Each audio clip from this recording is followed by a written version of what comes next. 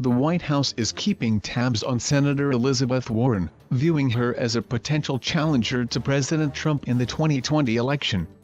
The Republican National Committee, RNC, in coordination with the White House, is assembling a research file on Warren and other possible 2020 opponents and frequently circulates memos critical of her to reporters. White House aides, meanwhile, are closely following the senator's criticism of the president and have aggressively hit back in the media. When The Hill published Warren's criticism last month of Trump's decision to drop America's largest non-nuclear bomb in Afghanistan, the White House press office quickly responded with a rebuttal, an unusual level of attention for a single senator.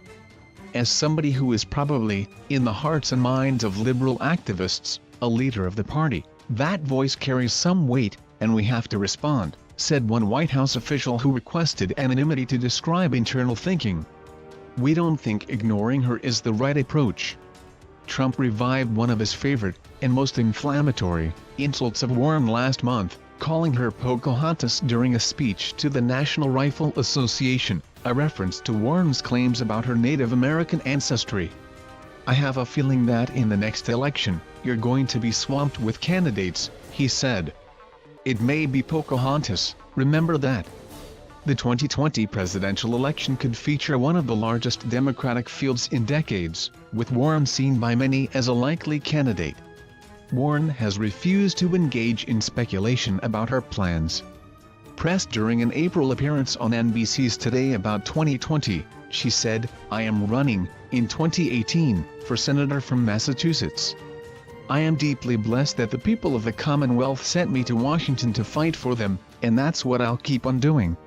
An advisor to Warren declined to comment for this story.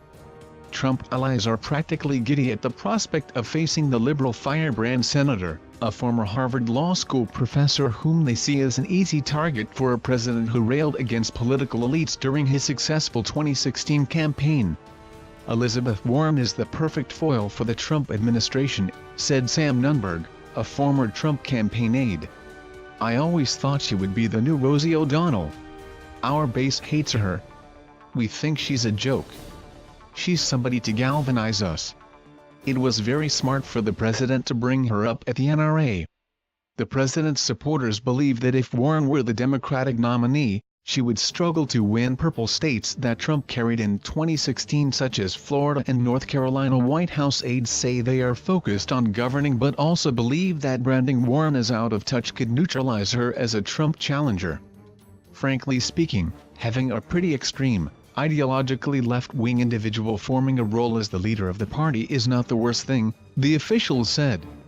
The point is to engage her directly when she engages the White House because doing that does raise her profile and does increase the amount of attention the stuff receives.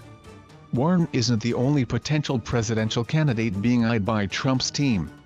Ohio Senator Sherrod Brown, Colorado Governor John Hickenlooper and Connecticut Senator Chris Murphy, all Democrats, appeared on an internal White House list published in February by the New York Post.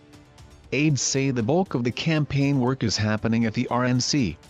Mike Reed, the party's new research director, has experience dealing with Warren.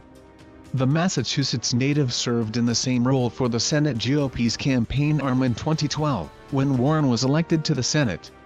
The 2020 race is a long ways off, but the activity is another sign of Trump's re-election campaign being in full swing. He has already staged 3 campaign-style rallies, and his campaign organization raked in $13.2 million in the first quarter of this year.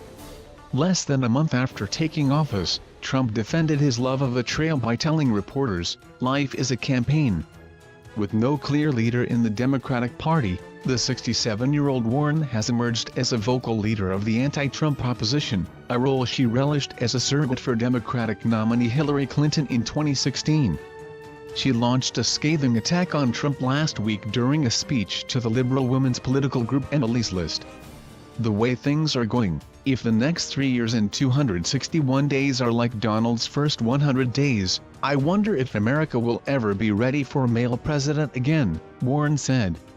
The fiery speech followed a massive $5.2 million fundraising haul in the first 3 months of 2017.